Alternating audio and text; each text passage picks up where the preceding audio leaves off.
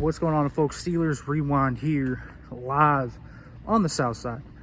Of course, Thursdays are always very eventful because Najee Harris and the two quarterbacks speak. So let's start there with the two quarterbacks. Russell Wilson, he's getting close. I wouldn't say he's there yet. Again, still no running, still no bootlegs.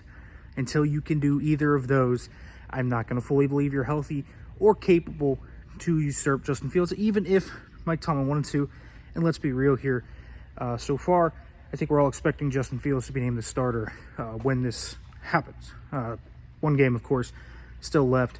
I think next week we'll get to that point with Russell Wilson. Sounds like that's probably where it's going. But for right now, still not fully healthy, still not doing anything. I think Isaac Seumalo is almost a lock to play this week. Second full practice in a row that he just logged.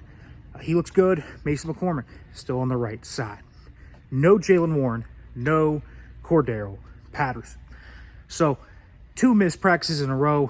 For Patterson, I think you can maybe get a Friday practice and he can play right. He's a vet that's been in this thing for a very long time. So I'll keep the door open for him. I think Warren's probably going to be out this week again.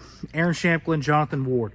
Those 2 names to watch for guys that would come up.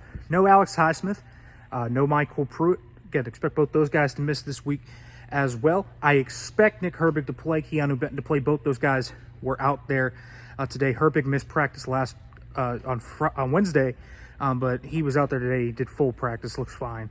That ankle injury is not too serious, so expect him to play. We talked with Arthur Smith and Terrell Austin as well today. A few things that I really wanted to highlight. Talking about play action, how the Steelers haven't really hit those chunk plays off play action just yet. Arthur Smith, Justin Fields, they kind of had some common threads of why they think that's happening. For one, they're not seeing good coverage against them. You're seeing a lot of shell coverage. You're seeing a lot of things that take away the deep routes, right? And you work that deep to short. When you work it deep to short, and a lot of these defenses do the same, you end up with the check down. So Steelers have to find a way to crack that, get the good looks, get the advantageous looks, but that's something to think about. You talk about the run game on early downs, specifically, why Najee Harris hasn't been able to really get going on early downs. They're seeing stack boxes. They're seeing blitzes off the edge. The Steelers said that they have a plan to try and counteract that this week. They are not facing a good run defense in the Cowboys. It's one of the worst run defenses in the NFL.